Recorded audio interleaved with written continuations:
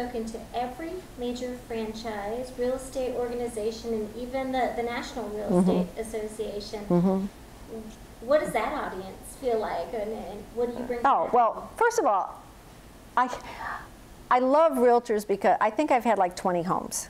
Okay, my life is buying homes and gutting them and fixing them and, you know, buying them and renting them. And so realtors have just been such a huge, important piece of my life because I've never sold on my own. I mean, I always have used a realtor.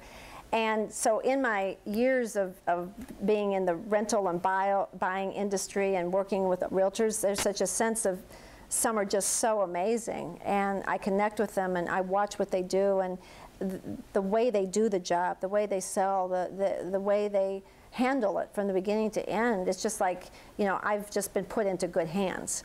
And I so trust them. And then I've had some horrendous experiences where, you know, I've ended up leaving the contract or going with someone else. And so I think, number one, I'm great at teaching sales. I try to be really good at the sales piece of it and teaching them things that they would never think.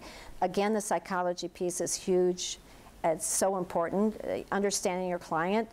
Sometimes there's a husband and a wife and they each have different needs, so I teach them within 30 seconds how to recognize how this person wants property to be sold to them. Even if there's two different perspectives, how do you sell to two different people? There's things I bring up psychologically that realtors say to me, no one, I've been doing this 25 years, 35 years, no one's ever brought this, I was never aware of it. How to talk, how to act, you know, how to close the deal and walk away. But I also bring that customer aspect into it. You know, I tell them what I love, what I expect, what I want.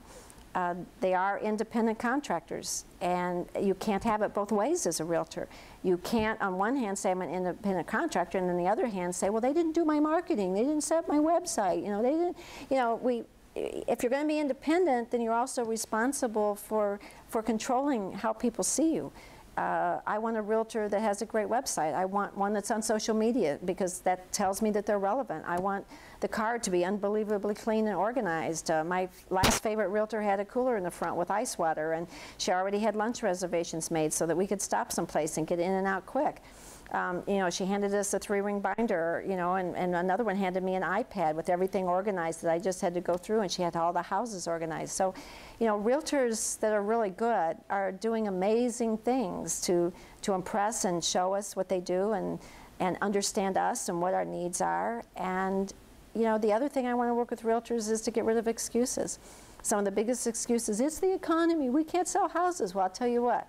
The best real estate salespeople sold more houses when the economy tanked than they had the year before because they didn't become victims and they didn't whine and cry, and they let all the whiners and criers go say, well, no one's going to buy a house, and they went out and sold houses. So I love seeing a realtor understand that this is just an amazing industry. There's amazing opportunities to get rid of all the excuses, to become very independent and be very accountable for their own results and their own success. And to walk away with, I guarantee, some ideas that can increase their property sales by 15 or 25%. And if I can do that for a realtor, then I think it's been a pretty good day.